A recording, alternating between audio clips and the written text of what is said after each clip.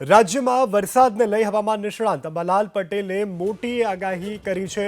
રાજ્યમાં વરસાદને લઈ અને અંબાલાલ પટેલનું અનુમાન દક્ષિણ ગુજરાતમાં ભારેથી અતિભારે વરસાદ વરસી શકે છે। અંબાલાલભાઈ પટેલનું અનુમાન સહિતના ગુજરાતના કેટલાક વિસ્તારમાં વરસાદી સિસ્ટમ પૂરી થઈ ગઈ, એટલે કે ચોમાસાએ વિદાય લીધી તે પ્રકારેની વાત કરી છે।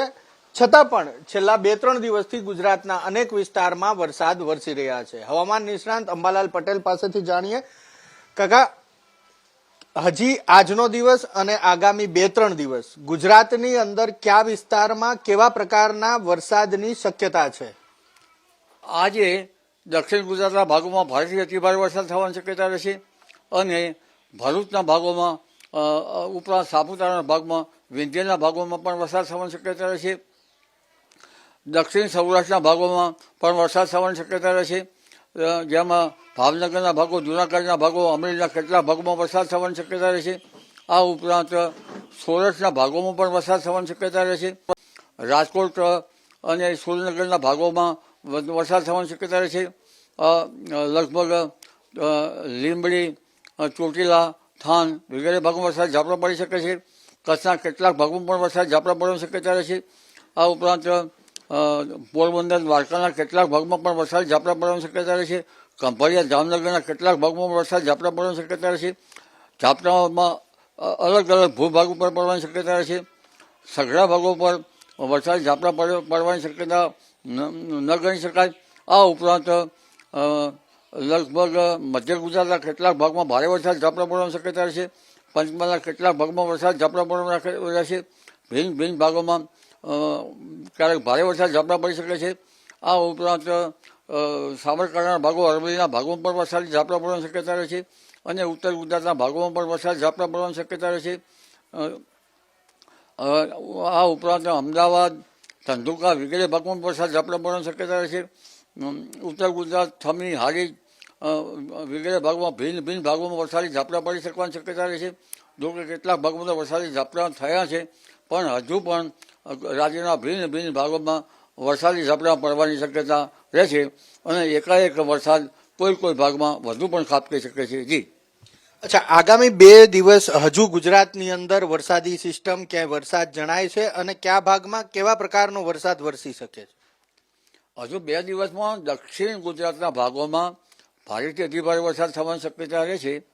દક્ષિણ સૌરાષ્ટ્રના ભાગોમાં પણ વરસાદ થવાની શક્યતા રહેશે અને મધ્ય ગુજરાતના ભાગોમાં પણ વરસાદની શક્યતા રહેશે અને પંચમહાલના ભાગો ઉપરાંત સાબરકાંઠાના ભાગો, ઉત્તર ગુજરાતના ભાગો અને કેટલાક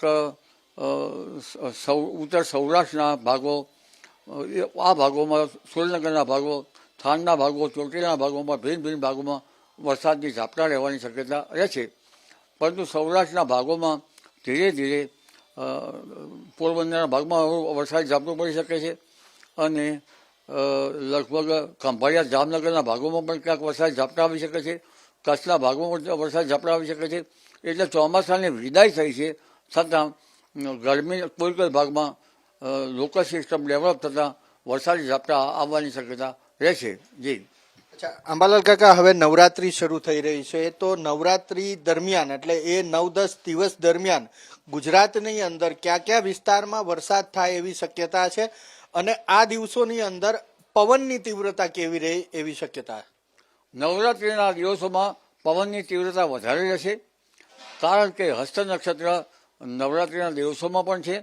એટલે તારીખ 27 સપ્ટેમ્બરથી તો વરસાદ અત્યારે છે, એ 28-29 તારીખ, 28 તારીખમાં ઉઘાડ કાઢશે, 28-29માં, પરંતુ ઉઘાડ વચ્ચે પણ વરસાદ આવવાની શક્યતા 30 સપ્ટેમ્બર સુધી ભિન્ન ભિન્ન ભાગોમાં રહેશે। 3 ઓક્ટોબર એક સિસ્ટમ દરિયામાં બનશે, પરંતુ આ જે 5મી ઓક્ટોબર સુધીમાં નવરાત્રિના પ્રથમ ભાગોમાં ગરમી રહેવાની શક્યતા છે અને લોકલ સિસ્ટમના કારણે હસ્ત નક્ષત્રમાં ગાજવીજ સાથે અને ભારે પવન સાથે વરસાદ થવાની શક્યતા રહેશે।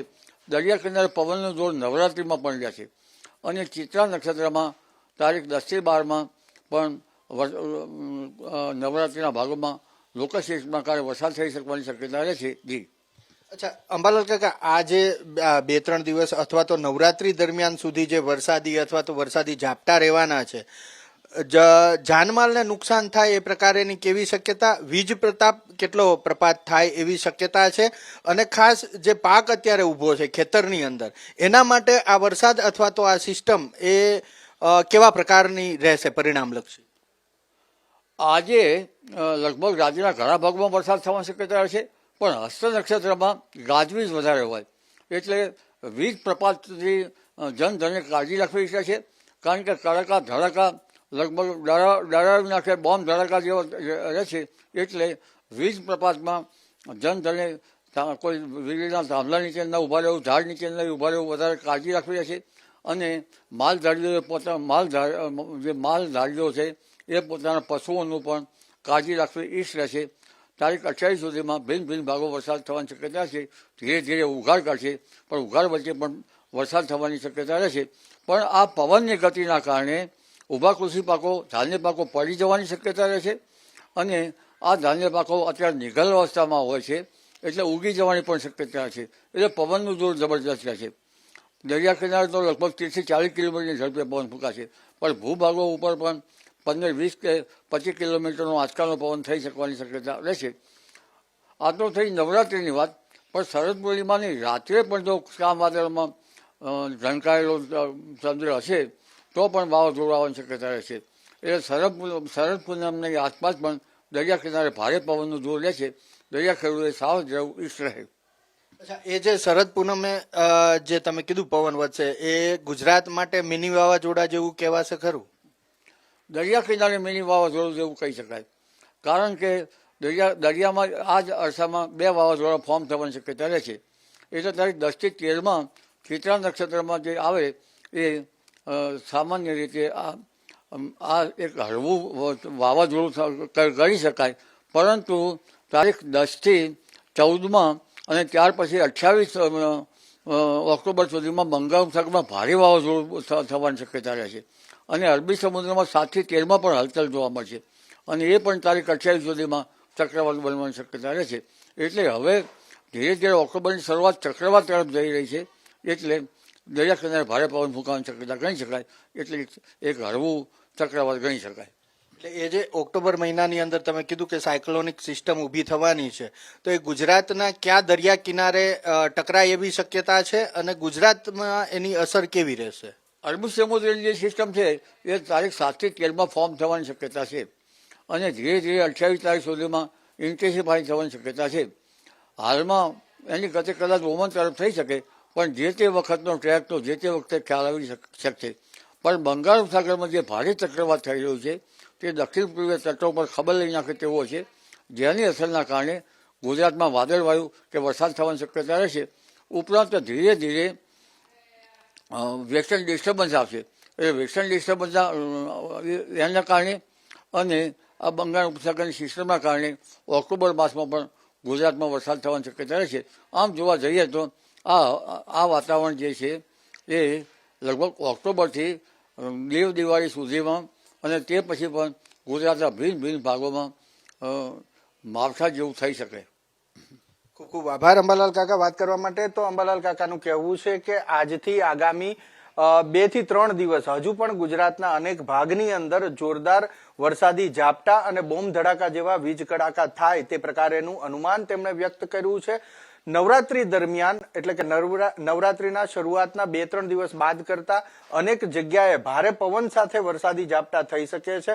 શરદ પૂનમની રાત્રે ગુજરાતની અંદર મિની વાવાઝોડા જેવું વાતાવરણ રહે તેવું અનુમાન પણ તેમણે વ્યક્ત કર્યું છે.